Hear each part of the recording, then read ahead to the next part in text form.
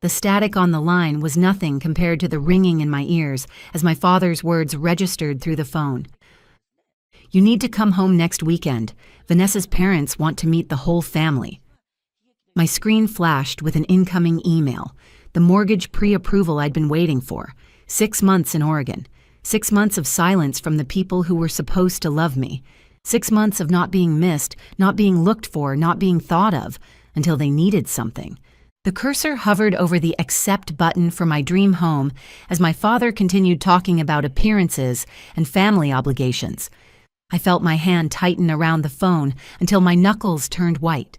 The pressure was building behind my eyes as 29 years of invisibility crystallized into perfect clarity. "I make more money than all of you combined," I said, my voice steadier than it had any right to be.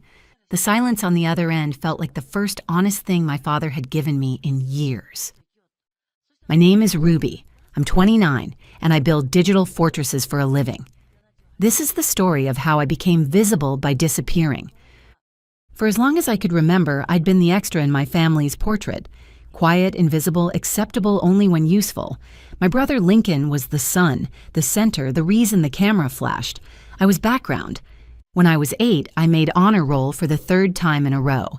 I laid the report card neatly on the kitchen table where I knew my mother would sit down with her tea. She glanced at it once and said, "Good job, honey," without looking up from her phone. That same week, Lincoln got a C+ on a math quiz and still got to pick dinner. The year I won first place in the regional science fair, I came home with a trophy, half my height. My teacher had pulled me aside that morning and said I should be proud. I was. I wanted them to be too. At dinner, I placed the trophy on the counter. My father said, "Let's not make a big deal out of it, Ruby. Your brother has finals." That was the year I stopped bringing awards home.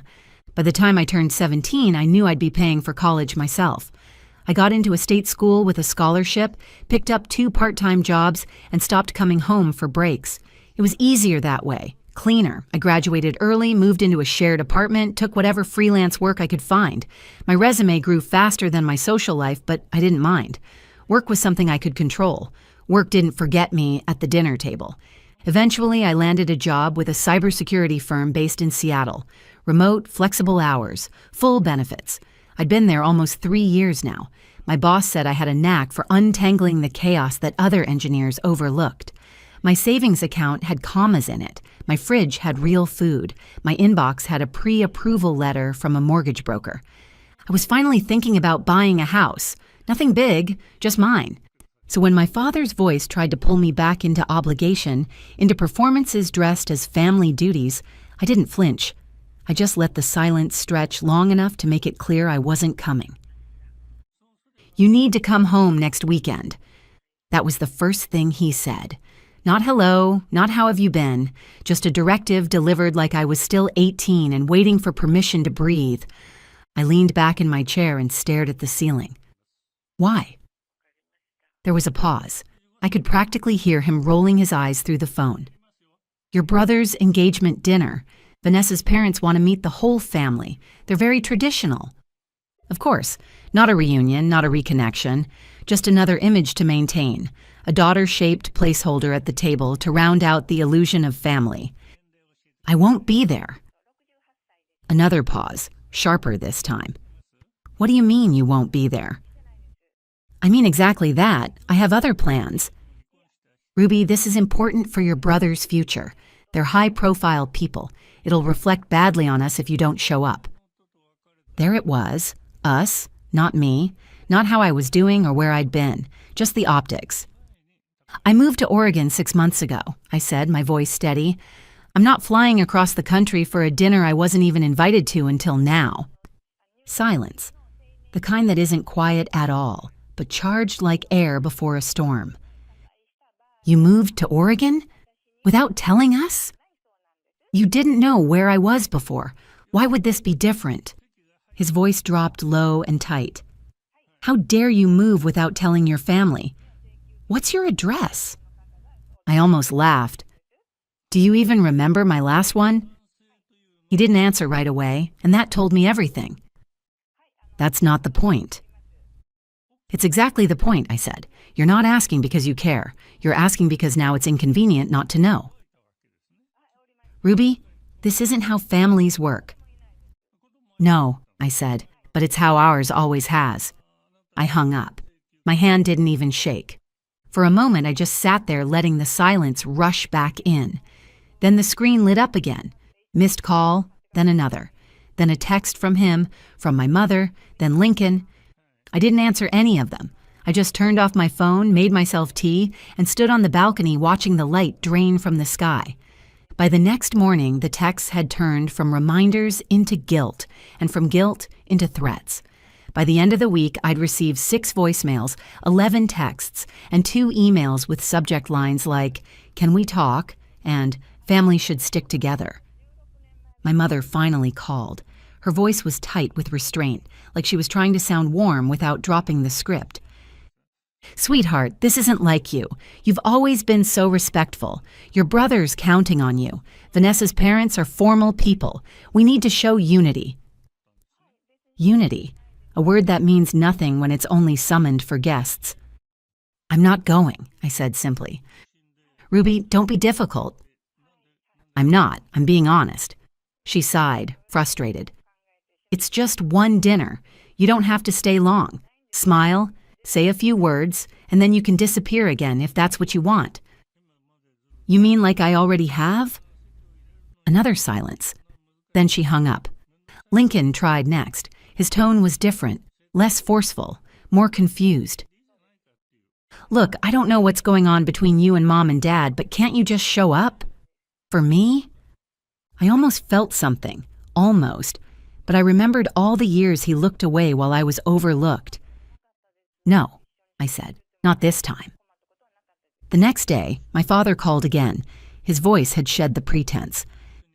"If you don't show up to this dinner," he said, "you're out of the will." I let the silence stretch just long enough to give him hope I was weighing it. Then I said calmly, clearly, "I make more money than all of you combined." I could hear him inhale like he'd been slapped. "You're bluffing." "If you'd ever asked about my life," I said, "you'd know I'm not." He didn't respond. He just hung up. That was the last call I took. From that point on, I watched the messages come in like waves, first urgent, then desperate, then angry again. I didn't reply to any of them. Instead, I opened a new tab on my laptop and clicked back to the real estate listing I'd saved the week before. It was still there. 3 bedrooms, cedar siding, room for a garden. Grandma Olivia called the next morning just as the sky turned pink behind the trees. She never waited for permission, never checked if I was free. She just called, and I always answered. "Hi, sweetheart," she said, voice steady with that mix of gentleness and knowing. "How's the air up there today?" "Cool and quiet," I said, "like I like it." We talked for a few minutes about the lavender I'd planted on the balcony, about the deer that sometimes wandered behind the apartment. Then she paused. "They asked me to call you," she said, not apologizing, just stating the fact. "I figured," I said. "Let me guess. Convince me to come back and play the part." "They didn't use those words." She paused. "But yes. Your mother's been pacing. Your father's in a mood. They're panicking." "Because they miss me?" I asked, knowing the answer. She hesitated just long enough. "Because Vanessa's parents are watching and asking questions." I laughed under my breath. Of course. My value had finally surfaced, tied neatly to someone else's expectations. "I'm not going, Grandma." "I know," she said. "I wouldn't either." That's why I always picked up. She didn't sugarcoat things. She didn't make excuses for them or pretend the past hadn't happened. She remembered my birthdays, sent me postcards from her little trips, asked about my job, and actually listened to the answers. She was the only one who ever looked directly at me and saw more than what I could offer. "I just wanted you to hear it from someone honest," she said, "not because I think you owe them anything." "Thank you," I said. "Are you okay?" "I am," I said, and I meant it. "Really?" I stayed on the phone with her until the tea in my mug went cold. She asked about the house I was looking at and whether I planned to paint the walls or leave them plain. We talked about furniture and fig trees and things that had nothing to do with obligation. By the time we said goodbye, the sun was warming the windows, and I had already opened the mortgage calculator again. The next afternoon, I received an email from a name I didn't recognize, Vanessa Parks. Lincoln must have shared my email address with her from our old holiday communications. The subject line read simply, "About this weekend." I almost deleted it, but curiosity won. "Ruby, we haven't met, but I'm marrying your brother. I wanted to reach out directly because I'm confused. Your parents told me you were ill, then working, then at a conference. But last night, my mother noticed how your father changed the subject every time she asked about you. Lincoln won't talk about it either. I get the sense there's something deeper happening. If you're uncomfortable coming to the dinner, I understand. But I'd like to know why my future husband has a sister no one mentions. I don't mean to intrude, but family means everything to me. I can't ignore the feeling that something's not right here. If you're willing to talk, I'd appreciate it. Either way, I hope you're well. Vanessa." I read it twice, then a third time. The words slipped past my defenses. Direct, sincere, observant. My fingers hovered over the keyboard for a long moment before I began typing. "Vanessa, thank you for reaching out. The truth is simple. I've been invisible to my family for as long as I can remember. 6 months ago, I moved across the country. Until this dinner became important to them. No one noticed I was gone. No calls, no texts, not even questions about why my birthday card was returned undelivered. I won't be at the dinner, but not because of you. I've spent my life showing up for people who couldn't see me. I'm done performing family for an audience. If my brother loves you, I hope he treats you better than the women in his family have been treated. And if you're building a life with him, I hope you go in with eyes open. I wish you well, Ruby."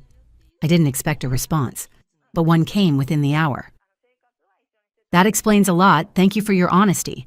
I have more questions if you're willing to answer them sometime. V." I closed my laptop without replying. The ball was in my court now, and for once I wasn't rushing to pick it up. That night, I applied for the mortgage. My fingers didn't hesitate on a single field. The dinner day came and went without me. I spent the morning on a trail just outside Lithia Park, weaving between tall trees and early spring wildflowers. The silence out there wasn't empty. It was earned. I didn't check my phone. I didn't wonder what was happening on the other side of the country. I breathed deeply, let the wind move around me, and kept walking. When I got home that evening, there was a missed call from Grandma Olivia. I called her back before even taking off my boots. "Hi, sweetheart," she said. "You enjoying your mountaineer day?" "Every second," I said. She exhaled slowly. "Well, the dinner happened." I waited. "It was tense," she said. "The kind of tension that looks polite on the outside but makes your neck stiff just sitting in the same room." Sounds familiar. I paused. "Wait, how do you know what happened?" She chuckled softly. "Vanessa's grandmother and I go to the same bridge club. She called me right after the dinner. Your parents did their best to keep it together, but Meredith couldn't stop fidgeting. Your father barely spoke. Vanessa's mother kept glancing around like she was waiting for someone." "Me?" "Yes. And when she realized you weren't coming, she asked why." I closed my eyes, let the moment land. "What did they say?" "They tried different versions. First they said you were sick, then that work had called you away, then that you were traveling for some conference." All lies. Vanessa's mother knew it. You could see it in her face. She pressed harder, asked why you hadn't been at the engagement party either, asked why she only found out you existed a few weeks ago, and apparently she had a private conversation with your mother after the rehearsal dinner. No one knows exactly what was said, but your mother came out of it pale and quiet. I think she got read like a book. I almost smiled. "What about Lincoln?" "He looked distracted all night, kept checking the door, never smiled long. Vanessa looked upset through most of the ceremony. I don't think she bought the family portrait they were trying to paint." I sat down at the kitchen table, letting that sink in. Not out of malice, just the kind of satisfaction that comes from truth finally catching up to the noise. "They still think this is about a dinner party," I said. I know, she replied. But Vanessa's parents saw it, Ruby. The imbalance, the omissions, the damage. We talked for another 10 minutes about nothing in particular. After we hung up, I opened my laptop and scrolled through new listings. The house I'd been eyeing was still available. I bookmarked it again just in case. A week after the dinner, Grandma Olivia called again. I was in the middle of unpacking a box labeled Kitchen, Fragile, when the phone lit up with her name. They're still talking about it, she said, without needing to explain what it was. Vanessa's parents? Yes, they've asked Lincoln directly now why you weren't involved, why no one mentioned you until the last minute, why you've disappeared. And what did he say? He tried to downplay it at first, but I think even he's starting to realize it's not just going away. Vanessa's mother doesn't like being lied to. I set down a stack of plates and leaned against the counter. Is the marriage already cracking? There's tension, the kind that doesn't fade with a honeymoon. I didn't feel glee. I didn't want things to fall apart for him.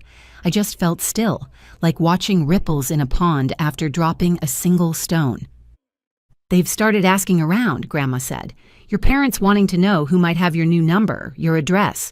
They even asked me again. You didn't tell them, right? Of course not. I told them if you wanted to talk to them, you would. I breathed out slowly. Thank you. They're nervous, she continued.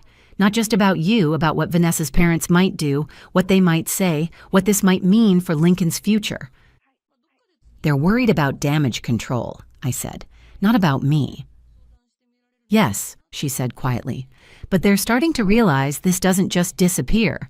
The way they treated you, it left marks. I looked around the small kitchen.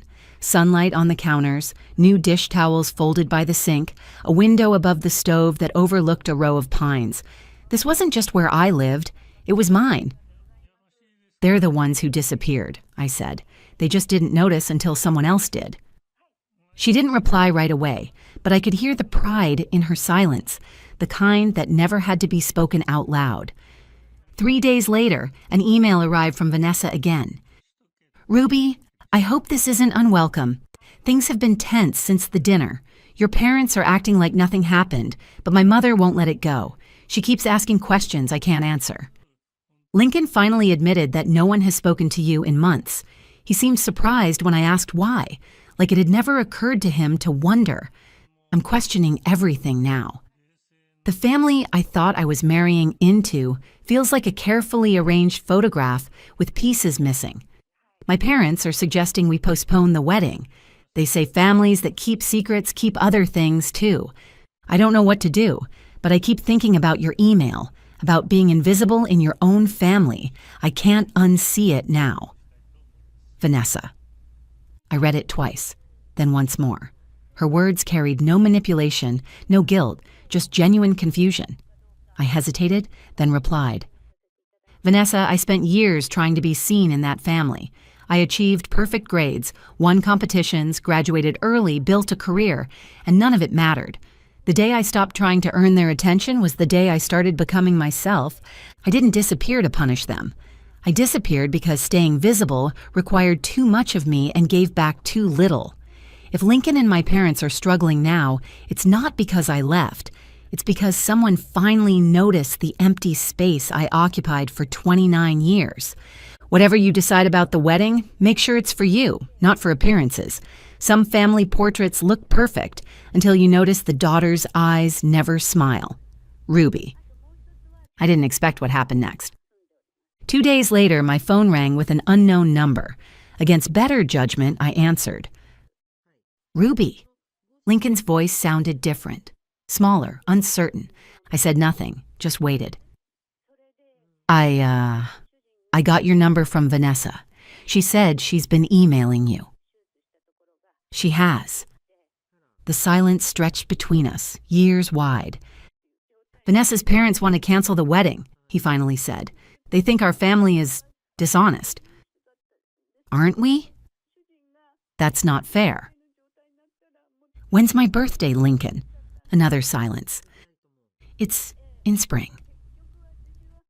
It's November 12th. I'm a Scorpio. Mom's allergic to shellfish. Dad hates jazz music. I graduated summa cum laude. I speak conversational Japanese. I've never broken a bone. My favorite color is green. I'm allergic to penicillin. Ruby. These are things family members know about each other. Basic things. Things that matter when you care about someone. You don't know them because you never asked. None of you did. I could hear him breathing on the other end. I didn't realize. That's the problem. You didn't realize I was gone until someone else noticed I was missing. A long pause. What do I do? For the first time in our conversation, something in me softened. Not toward him, but toward the truth I was finally speaking. That depends on what you want, Lincoln. If you want to save your wedding, be honest with Vanessa's family about ours. If you want to know me, start by seeing me. If you want to keep pretending we're something we're not, then don't call again. Can I come see you? Talk in person? No, I said firmly. I'm not ready for that. I have a life here, one that doesn't include performing family reunions. Then what? You just disappear forever? And there it was, the framing that made him comfortable, the narrative where I was irrational, difficult, punishing. This isn't punishment, Lincoln. It's consequence. You can't ignore someone for years and then demand they show up when it's convenient. That's not how relationships work. But we're family, he said, like the word itself was enough. Family is more than DNA and dinner parties, I replied. It's showing up when it doesn't benefit you. It's remembering birthdays and asking questions and caring about the answers. It's making space for someone even when they're inconvenient or different. We've never been that kind of family. We could try, he said quietly. You could, I agreed, but not because Vanessa's parents are threatening to cancel a wedding, not because you suddenly need something from me. You'd have to want it for its own sake. I do, he said, but his voice wavered. Then prove it. Not today, not in a grand gesture. Prove it over time, like trust is built. Learn who I am, see me clearly, acknowledge what happened, and maybe someday we can try again. Will you talk to Vanessa's parents? Explain that this isn't about them? I almost laughed. No, Lincoln, I won't clean up this mess for you. If you want to marry Vanessa, you need to be honest with her family. Tell them the truth, that you've been part of a family that didn't value all its members equally, that you're beginning to see it now, that you want to do better. The silence that followed felt different, less defensive, more considering. I never meant to make you feel invisible, he finally said. I know, I replied. That's what made it worse. After we hung up, I stood on my balcony watching the sunset paint the mountains gold and purple. My phone pinged with a text from Grandma Olivia. You okay? Better than okay, I replied, and I meant it. That night, I finished unpacking the kitchen and lit a candle by the sink. The house already felt like home. It came in a plain white envelope, no return address, but the handwriting was unmistakable. My father's blocky, careful print, like he thought neatness could cover history. Grandma Olivia had mentioned that he'd asked around for my address. I guess he finally got it from the mortgage company's public records or hired someone to find me. I stood at the mailbox for a long moment, the envelope heavy despite its weight. I didn't bring it inside. I walked straight to the fire pit in the backyard, struck a match, and dropped it in. The paper curled inward, blackened, then disappeared into ash. I already knew how it ended. The next morning, I signed the final paperwork for the house. 3 weeks after applying for the mortgage, it was officially mine. My name on every line. No cosigner, no conditions, just mine. Theo and May texted about flights for next month. They wanted to see the place and help me plant the first flowers. I'd already cleared a corner of the yard for tomatoes in time. Later that evening, after returning home from signing the paperwork, I registered for a graduate course in digital forensics. Not because I needed it, just because I could. I changed my phone number the same week. Only a handful of people got the new one. Olivia, my boss, Theo, May. That was enough. No more surprise calls. No more texts asking for favors disguised as obligations. No more family dinners where my name was an afterthought. The house was quiet, not lonely, just honest. 6 months later, after moving into my new house, my backyard was filled with voices and the smell of roasted corn and grilled peaches. Theo and May, my closest friends from college who now lived in California, were visiting for the weekend. Theo was manning the grill like it was a science experiment. May balanced a pitcher of sangria in one hand and a stack of mismatched cups in the other. The folding table overflowed with potluck dishes. Quiche, sesame noodles, a suspicious-looking casserole someone insisted was a family recipe. A neighbor's golden retriever flopped at my feet. Across the yard, my co-worker's daughter, Marin, tugged at my sleeve and handed me a plastic bracelet she'd made from string. "You're my aunt now," she said solemnly, "but the fun kind." "I'll take that," I said, slipping it on. Later, as twilight settled in, someone I barely knew from the next street over asked, "Do you have family back east?" I didn't hesitate. "Not anymore." There was a beat of quiet, and then I smiled, gesturing to the table where Theo was laughing so hard he'd spilled lemonade on his shirt, where May was dancing barefoot to a playlist I didn't even know I had. "But I have this," I said, and I meant it. When everyone had left and the yard was quiet again, I gathered the plates, folded the chairs, and stood at the edge of the garden with the string bracelet still on my wrist. Fireflies blinked near the fence. My house glowed softly behind me. It wasn't perfect. It was better. It was mine. Before you go, here's a quick bonus for sticking around. If you love learning and growing like I do, you need to try audiobooks. I've got an exclusive deal with Audible. Your first month is completely free. That's access to over 500,000 titles. Zero cost to you. All the details are waiting in the description. Don't miss this one.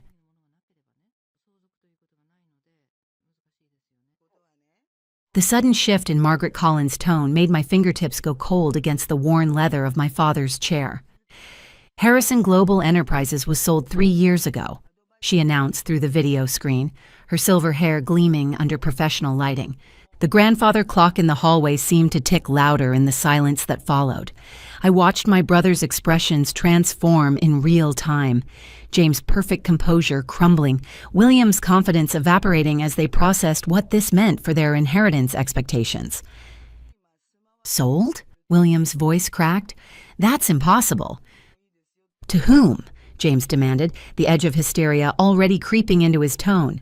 "To Phoenix Capital Partners," Margaret replied, then paused deliberately before adding, "specifically to their CEO." "This is absurd. Phoenix Capital? I've never even heard of them. Dad would never sell to strangers." James forced a laugh, but it sounded hollow in the oak-paneled study. "You're right," I said quietly, speaking for the first time since the meeting began. "He wouldn't."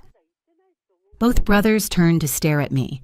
The rain that had been falling all morning suddenly stopped, weak sunlight illuminating their bewildered faces through the leaded glass windows. I reached into my bag and pulled out a thick folder, placing it carefully on Dad's mahogany desk. "Phoenix Capital Partners was founded 4 years ago," I explained, my voice steady. "It's a private investment firm specializing in corporate restructuring and long-term wealth management, and I'm the CEO. My name is Rebecca. I'm 28 and the youngest Harrison sibling. This is the story of how I reclaimed our family legacy while teaching my brothers what it truly means to earn your inheritance." James and William had always seen me as the family disappointment. Rebecca Harrison, the daughter who chose to study business instead of law or medicine, who had moved away to find herself instead of staying to learn the family business. If they only knew. Just minutes earlier, they had been arguing over who would get which piece of the family fortune. "The summer house in Martha's Vineyard is obviously mine," James had declared, running his hand through his expertly styled hair. At 35, he was the eldest and had always assumed he'd inherit the lion's share. "You barely visit," William had scoffed. "I'm there every season with my family." At 33, he considered himself the more deserving heir. I had remained silent, fingers tracing the worn leather of Dad's old chair while they talked around me rather than to me. James had turned to me with his condescending smile. "You can have the cottage in Vermont. It's quaint, perfect for your lifestyle." The cottage was worth maybe a fraction of the main estate. Now, as I revealed my true position, the security cameras Dad had installed years ago perfectly captured James' face, draining of color, and William's jaw dropping open. "You?" William whispered. "But you were traveling, starting your own business, you said." "I was," I confirmed. "Phoenix Capital was my startup. Dad was my first investor." James lunged for the folder, fingers trembling as he flipped through the documents. Sale agreements, transfer papers, board meeting minutes, all signed and notarized, all completely legal. "This is a joke," he sputtered. "Dad would never... You couldn't possibly be..." "Your sister," Margaret interjected, "spent 2 years proving herself to your father." She presented a comprehensive plan to modernize Harrison Global Enterprises and expand into new markets. While you two were fighting over corner offices, Rebecca was learning every aspect of the business. I remembered those long nights with Dad, poring over financials, discussing strategy, proving I had the vision and capability to take our family legacy forward. He'd seen what my brothers never had, that my time away hadn't been aimless wandering but careful preparation. "The company holdings," Margaret continued, "including all subsidiary businesses, real estate portfolios, and investment accounts, were legally transferred to Phoenix Capital Partners in 2020. Your father remained as chairman emeritus until his passing, but all operational control has been with Rebecca for the past 3 years." William collapsed into a chair. "But the estate, the properties..." I opened my laptop, pulling up the relevant documents. "The manor, the summer house, the properties in Europe, they're all owned by Harrison Global Enterprises, which means they belong to you," James finished, his voice hollow. "To Phoenix Capital," I corrected. "Dad and I restructured everything. More efficient for tax purposes, you see." The weak sunlight broke through the clouds outside.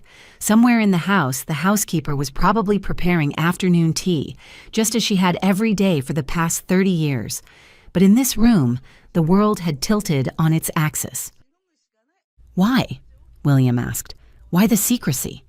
Why not tell us?" I met his eyes squarely. "Would you have accepted it? Working for your little sister? Taking direction from the one you always saw as the family disappointment?" James stood up abruptly, his chair scraping against the hardwood floor. "This isn't over. We'll contest the will." "Actually," Margaret interrupted, "we should discuss the will now because your father left some very interesting conditions regarding your continued involvement with the company." I sat back, watching my brothers' faces. They had no idea that this was just the beginning. Dad's real surprise was still to come, and I had front row seats to watch it unfold. "Ready when you are, Margaret," I said calmly. "Let's tell them about Phase 2. Margaret adjusted her glasses and looked directly at my brothers through the video screen. "Phase 2 of your father's plan involves a rather unique arrangement for your continued involvement with Harrison Global Enterprises." James was still standing, his perfectly tailored suit now wrinkled from nervous fidgeting. "We don't need arrangements. This is our birthright." "Actually," I interjected, pulling up another document on my laptop, "you both signed away those rights 3 years ago." "What?" William leaned forward. "We never signed anything." I turned my laptop around. "Remember that stack of quarterly reports Dad had you sign? The ones you never bothered to read? Page 394 of each report contained a gradual transfer of your voting rights and company shares to Phoenix Capital." The color drained from their faces as recognition dawned. Dad had always insisted on them signing the quarterly reports, a tradition they dismissed as our father's old-fashioned way of keeping them involved in the business. His executive assistant would personally deliver them to their offices each quarter, waiting patiently while they hastily scrawled their signatures without reading a word. That's fraud," James sputtered. Margaret cleared her throat. "Everything was clearly stated in the documents. Your signatures were witnessed and notarized. Your failure to read what you were signing does not constitute fraud." I remembered Dad's words when we devised the strategy. "Your brothers think business is about power lunches and corner offices. Let's see if they've learned to read the fine print." "However," Margaret continued, "your father did not wish to leave you destitute. He believed in second chances, with conditions." She held up a thick envelope. This document outlines Phase 2 of the succession plan. Each of you has the opportunity to earn back a position in the company, along with a significant ownership stake. What kind of conditions? William's eyes narrowed. I stood up and walked to the window, looking out at the manor's grounds. The gardeners were trimming the hedges into their precise shapes, a task that required patience, skill, and attention to detail, everything my brothers had always lacked. Each of you will start at entry-level positions, I explained. William, given your background in finance, you'll begin in our accounts receivable department. James, with your law degree, you'll start in our compliance division. Entry level? James looked like he might faint. I'm a partner at Stevens & Mitchell. We're a partner, Margaret corrected. Your father arranged for your position there to end today. Same with your banking job, William. The grandfather clock struck 4, its deep chimes echoing through the house.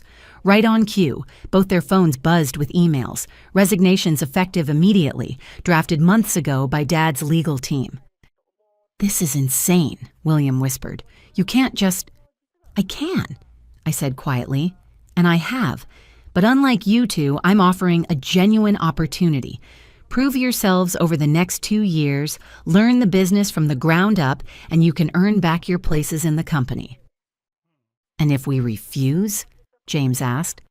I smiled. Then you keep your trust funds, the ones that mature when you turn 65. Until then, you'll receive a modest monthly stipend, enough to live comfortably, but not extravagantly. James's face turned an interesting shade of purple. He just bought a new yacht, I remembered. I'd seen the purchase agreement come through our family office last month, as Phoenix Capital now managed all the Harrison family financial affairs, allowing me to monitor my brother's spending habits. There's more, Margaret added. Your father left personal letters for each of you. Rebecca, would you... I opened Dad's desk drawer and pulled out 2 sealed envelopes. My brothers took them with trembling hands. As they read, I watched their expressions change. Dad had always known exactly what to say to each of us. I'd read my letter the day after he died, words of pride, trust, and subtle guidance for the challenges ahead. William finished first, sinking deeper into his chair. James crumpled his letter, then smoothed it out again, as if unsure whether to preserve or destroy it. Dad knew, William said softly. About the insider trading, I nodded, and about the embezzlement at your bank. We have all the documentation. James's head snapped up. You're blackmailing us. No, I replied. I'm offering you protection. Accept the positions. Work hard, learn the business properly, and those incidents never come to light. Refuse, and well, I shrugged. Phoenix Capital has a strict policy about reporting financial misconduct. The room fell silent except for the faint sound of the gardeners outside. I could almost hear Dad's voice. Power isn't about having the biggest stick, Rebecca. It's about knowing when and how to use it. How long? William asked. How long have you been planning this? I sat back in Dad's chair, feeling its familiar comfort. Remember when I left 6 years ago? You both laughed, said I was running away from responsibility. But I was learning. Harvard Business School, internships at top investment firms, building connections, creating Phoenix Capital from scratch. While we were... James trailed off. While you were coasting on the family name, I finished. Taking shortcuts, breaking laws when it suited you. Margaret cleared her throat. The employment contracts are ready for your review. You'll have 24 hours to decide. After that, the regulatory authorities will receive some very interesting documents. And if we prove ourselves, William asked. I opened another file on my laptop. Then you each receive 20% of the company's shares. I retain controlling interest, but you'll have real power, real responsibility, earned, not inherited. Why? James's voice was barely a whisper. Why go through all this? Because Dad believed in legacy, I answered. Not just money and property, but values, ethics, real business acumen. He wanted his children to be worthy of the Harrison name, not just entitled to it. I stood up, gathering my things. You have 24 hours. The contracts are with Margaret. I suggest you read them carefully this time. As I walked toward the door, William called out, "Where are you going?" "To the office. Unlike some people, I actually work for a living."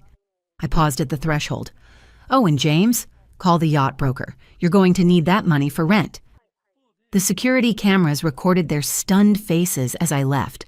Outside, the sun had fully emerged, making the wet gardens glisten. I pulled out my phone and dialed a familiar number. "Miss Harrison," my assistant answered. "How did it go?" "Just as Dad predicted," I replied. "Have the HR team ready tomorrow morning. I have a feeling we'll have 2 new entry-level employees to orient." "And if they refuse?" I smiled, thinking of the additional documents hidden in Dad's safe. "They won't. Phase 3 will make sure of that." The real game was just beginning, and I had all the pieces in place. Dad had taught me well. Sometimes the best power play is the one your opponents never see coming until it's too late. The next morning, Harrison Global Enterprises' modern glass headquarters buzzed with unusual energy. Word had spread quickly. The Harrison brothers were starting their first day of work in entry-level positions. I watched from my top-floor office as James's Maserati pulled into the parking garage, followed by William's more modest BMW. They'd shown up. Phase 3 could begin. "They're here," my assistant announced through the intercom. "Human Resources is ready for their orientation." "Have them sent up here first," I replied. Minutes later, my brothers entered, both looking uncomfortable in business-casual attire instead of their usual bespoke suits. James had dark circles under his eyes, and William's usual confident stance was notably absent. "Sit," I gestured to the chairs facing my desk. The wall of windows behind me offered a spectacular view of Boston's financial district, a reminder of the power they'd lost and could potentially regain. "Before you start orientation," I began, "there's something else you need to see." I pressed a button, and a hidden panel in the wall slid open, revealing a wall safe. Dad's private safe. But that was in his study. William recognized it. "This is a replica," I explained, entering the combination. "The original is still at the manor, but its contents were moved here last week." Inside was a single USB drive and another envelope. I inserted the drive into my laptop, and my father's face appeared on the large screen mounted on the wall. "My children," Dad's recorded image spoke, looking exactly as he had a week before his death. "If you're watching this, then everything has proceeded according to plan." James shifted in his seat. William leaned forward. "Rebecca," Dad continued, "has proven herself beyond my highest expectations. But this was never just about finding a successor.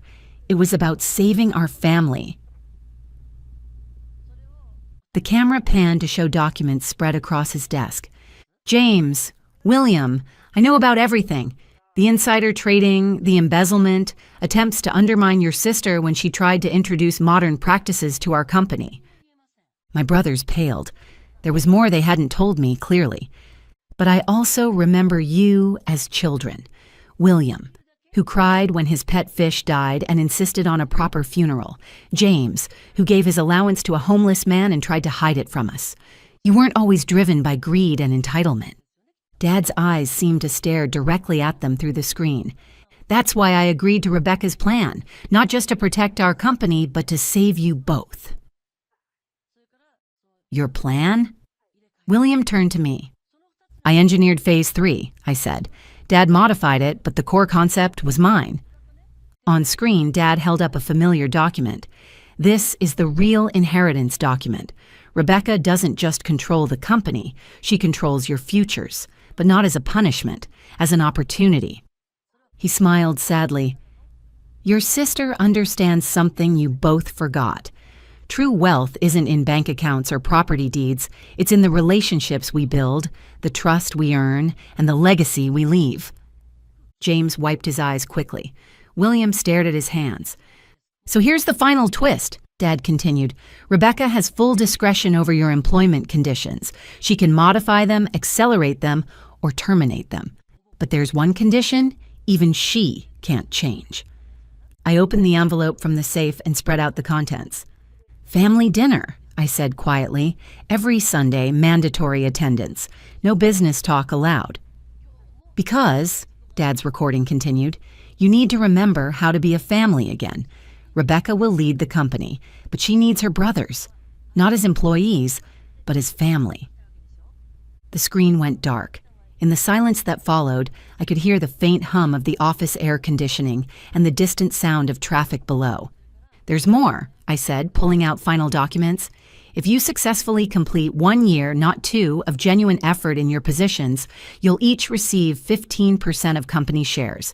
Another 10% will be held in trust for your children." "Our children?" William looked confused. "Your future children," I clarified. "Dad believed in planning ahead, way ahead." James stood up and walked to the window, his reflection ghost-like against the bright morning sky. "All this, it was never about punishing us, was it?" "No," I replied. "It was about saving you, saving us as a family." William joined his brother at the window.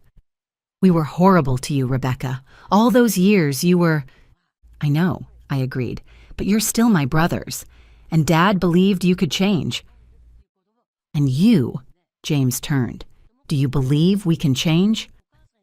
I stood up, joining them at the window.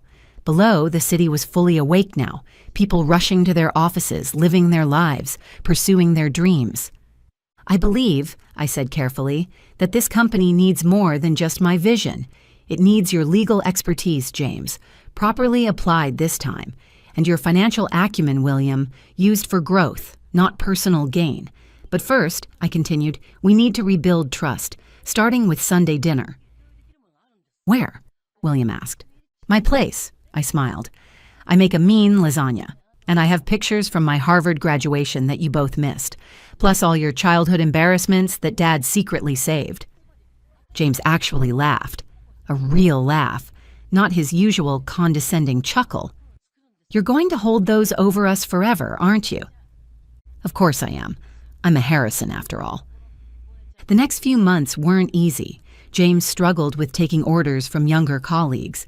William had to relearn basic accounting practices he'd skipped over in his rush to the top. But slowly, things began to change. Sunday dinners became a genuine time for reconnection. Between mouthfuls of lasagna and stories, we rediscovered what it meant to be siblings, not just business rivals. 6 months in, I called them both to my office again.